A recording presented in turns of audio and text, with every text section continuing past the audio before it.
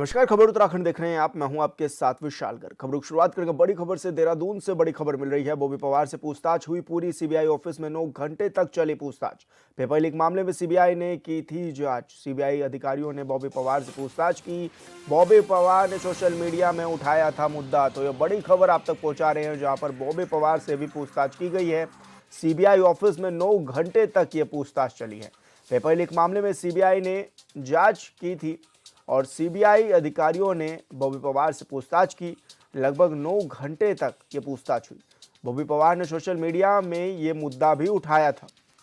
तो ये बड़ी खबर आप तक पहुंचा रहे हैं, जहां पर बॉबी पवार से भी पूछताछ की गई है। इस मामले में 9 घंटे तक ये पूछताछ चलती रही और ऐसे में पेपर लीक मामला जो है वो उठाने का काम बॉबी पवार ने किया था सोशल मीडिया के माध्यम से। तो सीबीआई ने पूछताछ की है, आखिर उन्हें कैसे किससे पता चला, और तमाम तरह के सवाल भी बॉबी पवार से हुए हैं। अब पेपर लीक मामले में सीबीआई ने जांच पड़ताल भी तेज कर दी है। तो वहीं बॉबी पवार से भी पूछताछ की गई है। सोशल मीडिया पर मुद्दा उठाया था बॉबी पवार ने पेपर लीक मामले का, जिसके बाद ये पूछताछ भी हुई है। 9 घंटों तक ये पूछताछ हुई। तो बड़ी खबर आप तक पहुंचा रहे हैं, जहां पर 9 घंटे तक पूछताछ हुई और इसमें तमाम तरह के सवाल जवाब भी बॉबी पवार से किए गए। सोशल मीडिया पर बॉबी पवार ने मुद्दा उठाया था।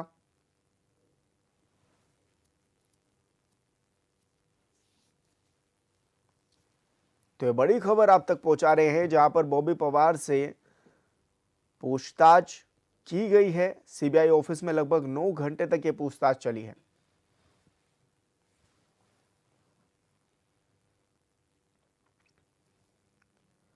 और संवाददाता योगेश आर्या हमारे साथ लाइव जुड़ गए हैं। योगेश, क्या कुछ जानकारी मिल रही है? 9 घंटे तक पूछताछ चली, आखिर क्या कुछ पूछताछ में रहा और किस तरह का क्या कोई निष्कर्ष भी निकल करके सामने आया है?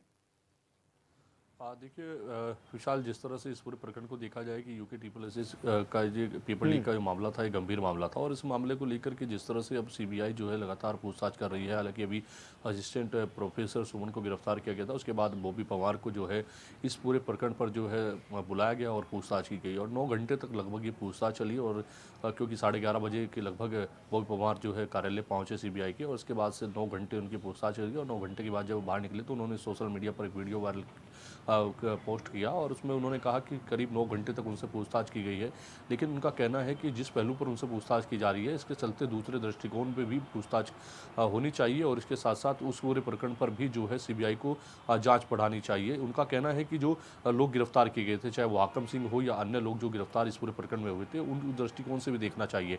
लेकिन बॉबी पवार इसमें महत्वपूर्ण कड़ी इसलिए भी माने जा रहे हैं क्योंकि उन्होंने सबसे पहले पेपर लीक का मामला जो है सोशल मीडिया के चलते जो है वहाँ पर पेपर डालकर उठाया था। उसके बाद जो है ये पूरा प्रकरण सामने आया, उसके बाद ये पूरे युवा जो है इस पूरे मामले पर जो है प्रदर्शन किया और सीबीआई की मांग की। एसआईटी से ने जो जांच की थी उसके साथ जो है उसके दस्तावेजों का उसका जो उन्होंने जांच की उसका पूरा खाका सीबीआई ने अपने अंडर लिया और उसके बाद सीबीआई जो है लगातार इसकी जांच कर रही है। तो निश्चित तौर पर 9 घंटे की जो जांच है वो महत्वपूर्ण है। उन्होंने कहा कि अन्य दस्तावेज जो अन्य पेपर लीक हुए हैं उसमें भी उनके पास महत्वपूर्ण दस्तावेज है, वो भी लेकर उसमें भी जो है सीबीआई की जाँच होनी चाहिए। सरकार को इसमें भी जो है जाँच करानी चाहिए। यानी कि इससे पूर्व में भी जो पेपर लीक के मामले सामने आए थे उनमें भी बॉबी पवार जो है वो अब जांच की मांग कर रहे हैं कि सीबीआई की जांच होनी चाहिए। उनके पास उसको लेकर के तमाम दस्तावेज हैं, लेकिन सीबीआई जिस तरह से जांच कर रही है सत्यता को लेकर के, आखिरकार किस तरह से इसमें और कौन लोग शामिल हैं, क्या कुछ पूरी जांच इसमें शामिल होनी है क्योंकि जिस तरह से लगातार पूछताछ हो रही है। अब देखना होगा कि बॉबी पवार के बाद अगली कड़ी कौन होती है जिससे पूछताछ के लिए बुलाया जाता है, उससे पूछताछ होती है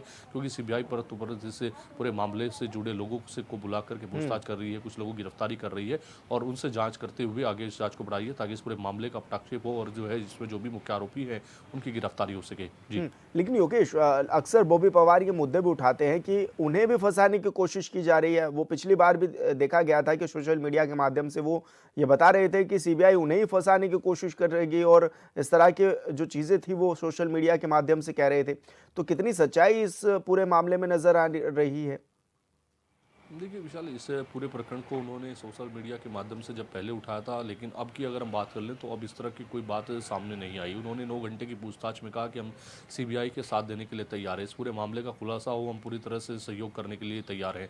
और इतना ही नहीं, उन्होंने ये भी कहा कि जो पुराने मामले हैं उनमें भी अगर जाँच करना चाहते हैं तो उनके पास कई अहम दस्तावेज हैं, वो देने के लिए तैयार हैं, उसके लिए उस पर भी जाँच हो उसके लिए भी तैयार हैं। तो यानी कि अगर देखा जाए तो बॉबी पवार जो है इस पूरे प्रकरण को लेकर के अब सीबीआई का सहयोग करते हुए नज़र आने की बात कर रहे हैं। कि उन्होंने सोशल मीडिया पर इस तरह की बात की है, लेकिन उन्होंने कहा कि अब इस पूरे प्रकरण पर जब सीबीआई जांच कर रही है तो पुराने मामलों पर भी जांच हो जानी चाहिए। लेकिन अब देखना होगा कि असिस्टेंट प्रोफेसर सुमन से जो बातचीत की, पूछताछ की, उसके बाद जो बॉबी पवार से पूछताछ हुई है, उसके बाद अगली कड़ी से जो पूछताछ होगी, जो वहाँ पर जो संस्था थी जहाँ पर ये पेपर कराया जा रहा था, जहाँ पर ये पेपर लीक का मामला है, वहाँ के लोगों से जब पूछताछ होगी, उनके बयानों के बाद जो है किस तरह का अगला रुख जो है सीबीआई का रहने वाला है, देखने वाली बात होगी। जी। लेकिन अभी तक क्या कुछ अपडेट पूरा मिल पा रहा है योगेश, और अभी तक क्या कुछ पूरी जांच पड़ताल हो पाई है पेपर लीक मामले में? देखिए सीबीआई जो है हर पहलू पर जांच कर रही है, और देखा जाए तो जब से सीबीआई ने इस जांच को अपने अंडर लिया है लगातार, उसके बाद से जो इसकी कड़ी है उनसे जो है लगातार पूछताछ की रही है। सुमन को गिरफ्तार करने का मामला भी अभी हाल ही में आया, उसके बाद उनसे भी पूछताछ लंबे वक्त तक चली है। और अब बॉबी पवार से भी 9 घंटे के अंतराल में जो है इसमें जो है पूछताछ चली है, और दोबारा भी हो सकता है कि बॉबी पवार को सीबीआई दोबारा से बुला ले। लेकिन देखा जाए तो इस पूरे पहलू पर जो है सीबीआई की नज़र उन लोगों तक पहुंचना बेहद ज़रूरी है कि जो इसमें पूरे मुख्यतः आरोपी थे, क्योंकि युवाओं ने पूरी तरह मांग की थी और पेपर रद्द हुआ था। उसके बाद जो जी। है अब ये कहीं ना कहीं सीबीआई के ऊपर जिम्मेदारी है कि इस पूरे मामले में उन दोषियों तक पहुंचा जाए जो वास्तव में जो है इस पूरी चैन की पूरी मुख्यतः कड़ी मानी जा रही हैं। और इस पर देखना होगा कि आखिरकार सीबीआई कब तक जो है उन लोगों और लोगों से पूछताछ करती है और कब तक इस पूरे मामले का खुलासा करती है। बिल्कुल योगेश, बहुत शुक्रिया आपका तमाम जानकारी साझा करने के लिए। मुख्य सचिव आनंद वर्धन 2 दिवसीय भ्रमण कार्यक्रम के तहत NHPC बनबसा हेलीपैड पहुंचे, जहां कुमाऊं आयुक्त दीपक रावत, जिलाधिकारी मनीष कुमार ने उनका स्वागत भी किया है। NHPC सभागार बनबसा में आयोजित समीक्षा बैठक में मुख्य सचिव ने चंपावत जिले में संचालित महत्वपूर्ण विकास परियोजनाओं की प्रगति का भी व्यापक आकलन किया है।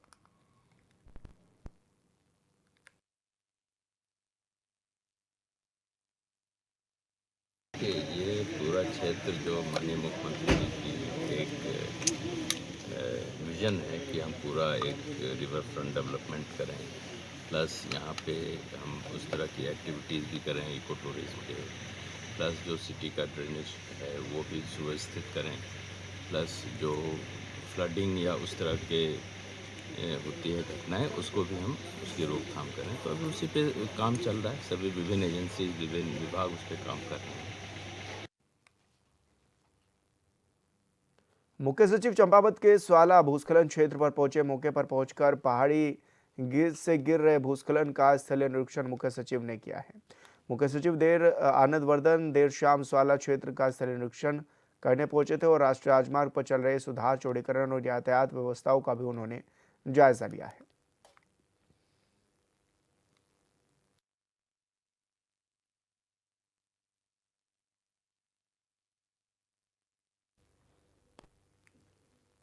रेलवे भूमि अतिक्रमण मामले में मंगलवार को सुप्रीम फैसला आने की उम्मीद है में पुलिस ने एहतियाती कदम उठाने भी शुरू कर दिए हैं।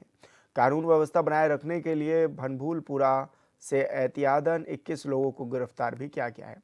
उपद्रव की आशंका पर 121 के खिलाफ BNS की धारा 126/135 के तहत निरोधात्मक कार्रवाई भी की गई है।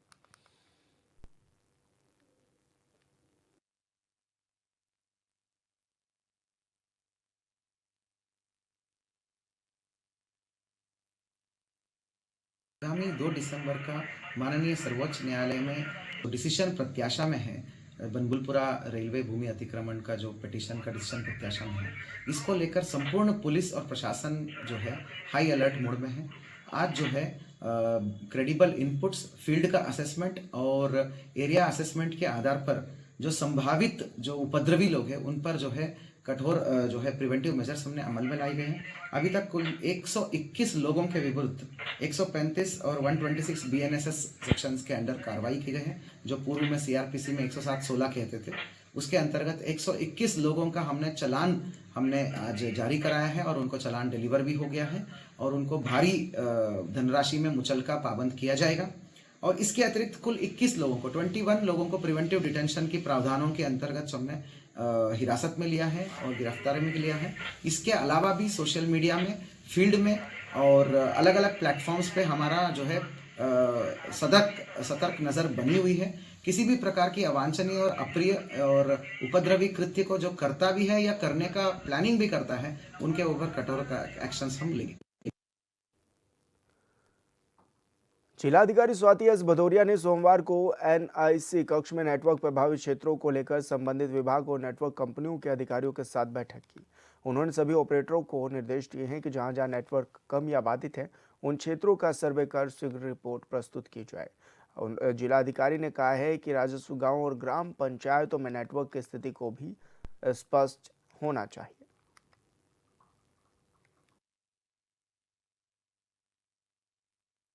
ये जितने हमारे पौड़ी जनपद में कई विलेजेस ऐसे हैं जिसमें अभी नेटवर्क बहुत अच्छा नहीं आता है, तो उन विलेजेस को चिन्हित भी किया गया था। लगभग 92 की संख्या थी इसकी, और वो सभी लोगों को डिस्ट्रीब्यूट भी किया गया। हमारे जितने ऑपरेटर्स थे उनको भेजा भी गया था और उनसे उसी के संबंध में रिपोर्ट भी मांगी गई थी कि उसमें कहाँ पे उनके हिसाब से कनेक्टिविटी है, कहाँ पे वीक कनेक्टिविटी और कहाँ पे आगे के लिए क्या प्लान है। तो इसी के संबंध में निर्देशित किया गया है कि जहाँ जहाँ पे भी हमारी कनेक्टिविटी अभी नहीं है, वहाँ पे वो अपना प्लान बनाएं और वहाँ पे भी टावर्स स्थापित करें। और इसी को लेकर सभी ऑपरेटर्स के साथ में, बीएसएनएल के साथ में, जो हमारे डीओटी उत्तराखंड, आईटीडीए, इन सभी के साथ में बैठे। उत्तराखंड चिकित्सा स्वास्थ्य और परिवार कल्याण निदेशक डॉक्टर आरपी पंत ने नैनीताल जिला मुख्यालय हॉस्पिटल का निरीक्षण किया है। निरीक्षण के दौरान उन्होंने हॉस्पिटल में भर्ती मरीजों से उनका हालचाल जानने के साथ ही अस्पताल में मिलने वाली सुविधाओं की भी जानकारी ली। हॉस्पिटल का निरीक्षण के बाद उन्होंने कहा कि हॉस्पिटल में साफ सफाई व्यवस्थाएं चाक चौबंद होने के साथ ही मरीजों के लिए प्रचुर मात्रा में दवाएं भी उपलब्ध हैं। पोर्टमेटर भवाली उसमें आया था मैं, तो आपकी मल्टी स्पेशलिटी हॉस्पिटल के उसमें, तो मुझे थोड़ा सा मैंने कहा जो मेरे रास्ते में पड़ेंगे तो अस्पताल भी देखूं कि आज शुद्धि लेनी आवश्यक है। तो यहाँ बीडी पांडे में आया था, तो यहाँ पे अच्छा मुझे सफाई ठीक मिली, दवाइयाँ भी दे रहे हैं लोग, भर्ती भी मरीज हैं। उसके अलावा आपके कुछ लोगों को मैंने जो थोड़ी सी मशीनों में जैसे वेंटिलेटर और ईसीजी में भी जो मेरे अपना ज्ञान है वो भी शेयर करने का प्रयास किया। अब रेफरल के भी हमने उसको जो है ये चीज़ें बिल्कुल सत्य भी हैं और सामने भी आए हैं कि इसको छुपाया नहीं जा सकता है। उसके लिए हमने वहाँ के उनको कहा कि भाई उसका जो है रिकॉर्ड रखेंगे, किस बात पे रिफ़र किया जाता है। और क्योंकि हमारा काम उनको अगर हम शेप नहीं कर सकते हैं तो ये जुडिशरी का सिद्धांत भी है, अगर उनको रिफ़र किया जाता है तो ऐसी जगहों पर रिफ़र किया जाए जहाँ पर उनको पैसे खर्चे ना हों। हमारे गवर्नमेंट सेटअप पे उनको बातचीत करके ठीक से पहले से ऐसा प्राविधान है, अगर कोई चिकित्सक ऐसा नहीं कर रहा है तो आप उनको हमको संज्ञान दे दीजिएगा। अभी ये प्रोसेस में है क्योंकि ये पब्लिक नीड भी है, माननीय कोर्ट का आदेश भी है, तो उसका अनुपालन होना आवश्यक है। उत्तराखंड हाईकोर्ट में प्रदेश भर के सरकारी अस्पतालों में बदहाल स्वास्थ्य सेवाओं को लेकर दायर जनहित याचिका पर सुनवाई हुई। सुनवाई के दौरान राज्य सरकार की तरफ से कोर्ट को अवगत कराया गया है कि सैनिटोरियम हॉस्पिटल को सुपर स्पेशलिटी हॉस्पिटल बनाने की सहमति देने के साथ ही इसके मास्टर प्लान बनाने के लिए एक निजी संस्था की नियुक्ति भी कर दी गई है। मामले की सुनवाई के बाद कोर्ट की खंडपीठ ने राज्य सरकार को 1 सप्ताह में Bhowali sanatorium hospital super speciality hospital बनाने का मास्टर प्लान और प्रगति रिपोर्ट पेश करने को भी कहा है।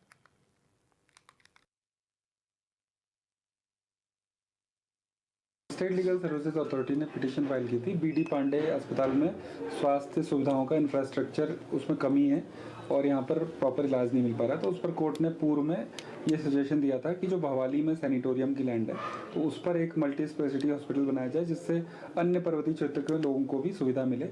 तो जिसके बाद गवर्नमेंट ने इस पर डेलिब्रेशंस किया और आज उन्होंने कोर्ट को बताया कि इसमें इन प्रिंसिपल यानी सैद्धांतिक रूप से भवाली में एक बड़ा अस्पताल बनाने की सहमति दे दी गई है और एक कंपनी को भी गवर्नमेंट ने कार्यदायी संस्था के तौर पर अपॉइंट कर दिया है जो कि इसका मास्टर प्लान बना रही है। तो फाइनेंशियल अप्रूवल इसकी गवर्नमेंट में पेंडिंग है। इस सब में क्या प्रगति हुई है, प्रपोजल कहाँ तक पहुँचा है, मास्टर प्लान कब तक बनेगा, इसकी सुनवाई के लिए नेक्स्ट वीक में मैटर। हरिद्वार में रिटायर्ड एयरफोर्स कर्मी भगवान सिंह की हत्या के मामले का सनसनीखेज खुलासा हुआ है। एसएसपी परमेंद्र डोभाल के निर्देशन में भादराबाद थाना, रानीपुर कोतवाली और सीआईयू की संयुक्त टीम ने कुछ ही घंटों में पूरी वारदात सुलझा दी है। जांच में सामने आया कि पिता की करोड़ों की संपत्ति पाने के लालच में सगे बेटे यशवंत ने ही अपने दो दोस्तों ललित मोहन उर्फ राजन और शेखर के साथ मिलकर हत्या की साजिश रची। 29 नवंबर को सूचना दी गई थी कि कार में सफर करते समय अज्ञात बदमाशों ने भगवान सिंह को गोली मार दी थी। शुरुआत में लूट की कहानी बताई गई, लेकिन पुलिस को बेटे के बदलते बयान और विरोधाभासों पर शक हुआ था। कड़ी पूछताछ के बाद यशवंत ने हत्या की साजिश को कबूल लिया है।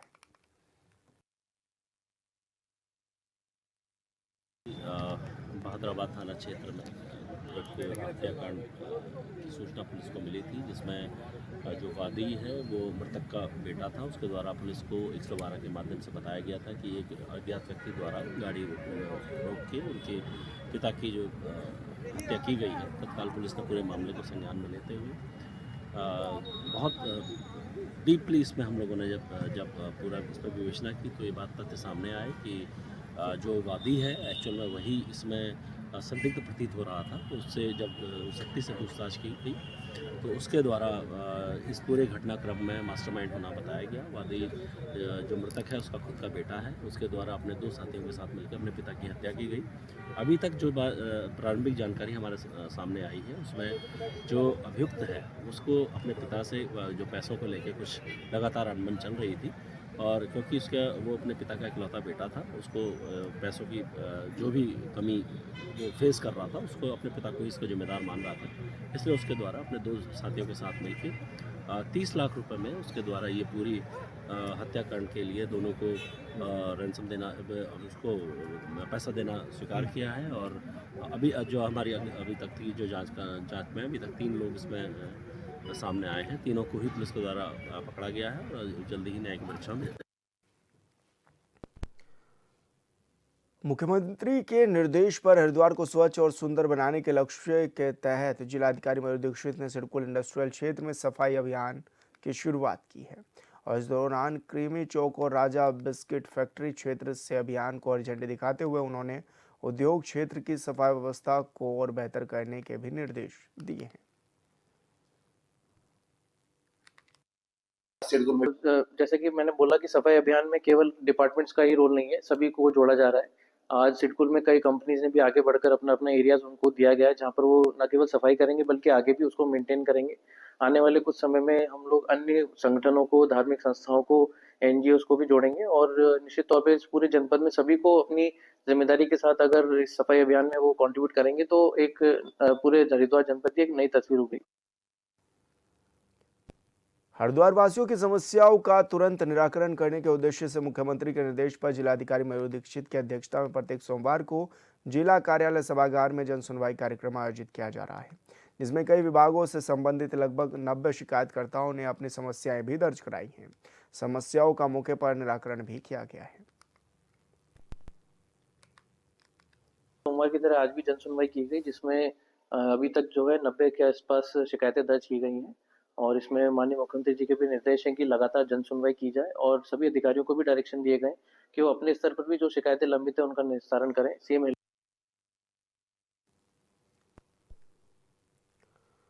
उत्तराखंड आने वाले पर्यटकों और तीर्थ यात्रियों की संख्या साल दर साल बढ़ती जा रही है। अब पीएम मोदी ने मन की बात कार्यक्रम में उत्तराखंड का जिक्र किया और सर्दियों के मौसम को हिमालय का गोल्डन टाइम बताया है और लोगों से अपील की है कि घूमने के लिए उत्तराखंड को ही चुने। मन की बात कार्यक्रम से उत्तराखंड सरकार की गई प्रशंसा पर कांग्रेस ने भी तीखा तंज कसा है और इसे चुनाव से पहले का ढोंग बताया है। मन की बात पर सियासत के अलग अलग रंग देखने को मिल रहे हैं।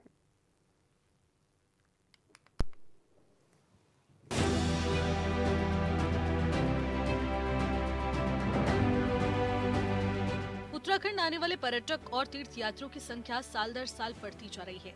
अब प्रधानमंत्री मोदी ने मन की बात कार्यक्रम में उत्तराखंड का जिक्र किया, जिसे लेकर पार्टी नेताओं का कहना है कि संख्या में और भी तेजी से इजाफा होगा। मन की बात के 128वें संस्करण में प्रधानमंत्री मोदी ने कई महत्वपूर्ण विकास और विंटर टूरिज्म पर मेन फोकस किया और सर्दियों के मौसम को हिमालय का गोल्डन टाइम बताया। साथ ही प्रधानमंत्री मोदी ने उत्तराखंड को विंटर टूरिज्म का नया सुपरस्टार भी घोषित कर दिया है। कार्यक्रम में पीएम ने कहा कि दुनिया के कई देश सर्दियों को अपनी अर्थव्यवस्था का सबसे बड़ा ब्रांड बना चुके हैं। स्कीइंग, स्नोबोर्डिंग, आइस क्लाइंबिंग और फैमिली स्नो पार्क इसकी पहचान है। अब भारत भी पीछे नहीं रहेगा। खासकर उत्तराखंड की औली, मुनस्यारी, चोपटा और टियारा, बुग्याल जैसी जगहें तेजी से ग्लोबल विंटर डेस्टिनेशन बन रही है। मुझे खुशी है इन दिनों उत्तराखंड का विंटर टूरिज्म लोगों को बहुत आकर्षित कर रहा है। सर्दियों के मौसम में औली, मुनस्यारी, चोपटा और डेहरा जैसी जगहें खूब पॉपुलर हो रही हैं।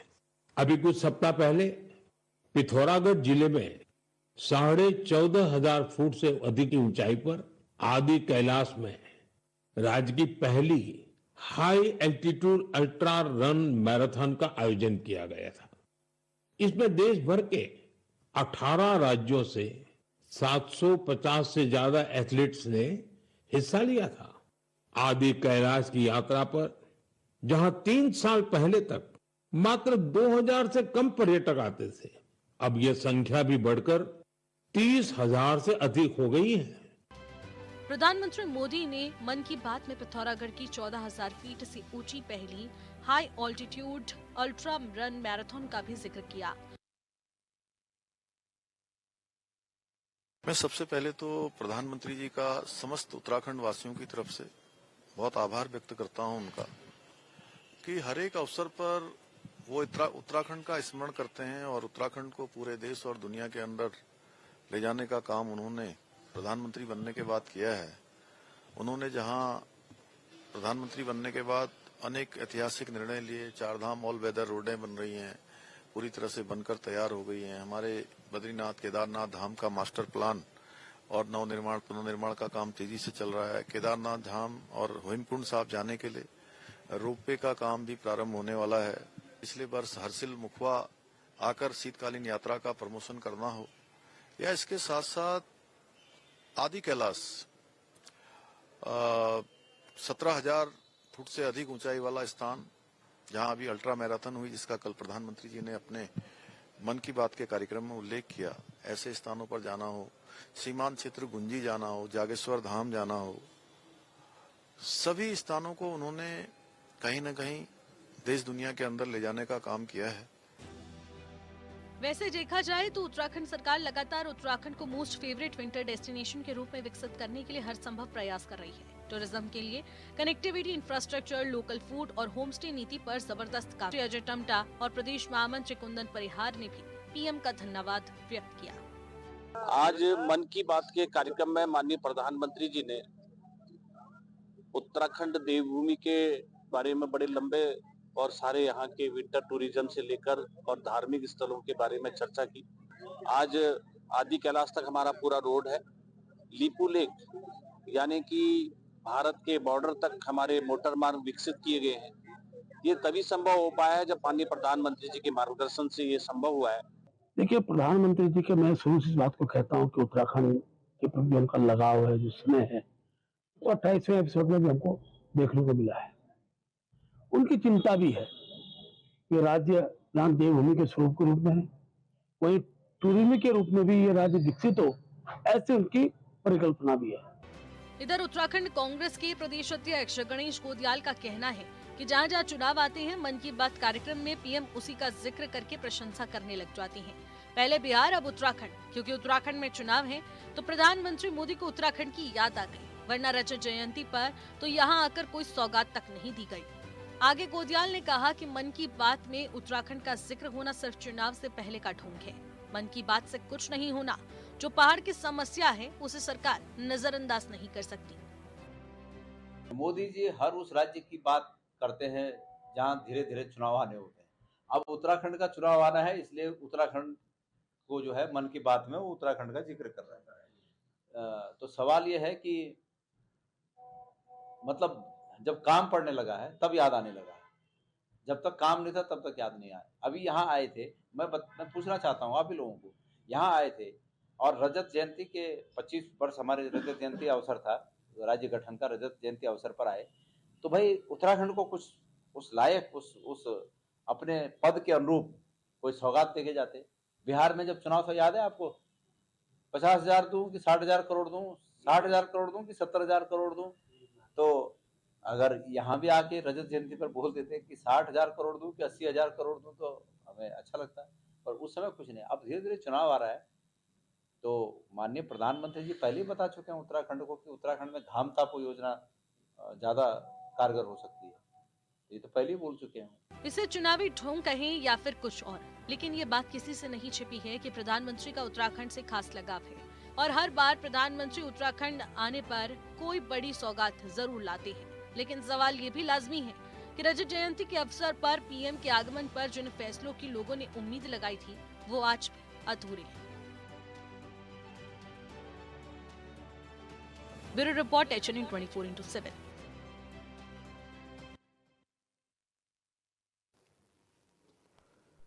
और खबर उत्तराखंड में मेरे साथ इतना ही। आप देखते रहिए HNN 24/7। नमस्कार।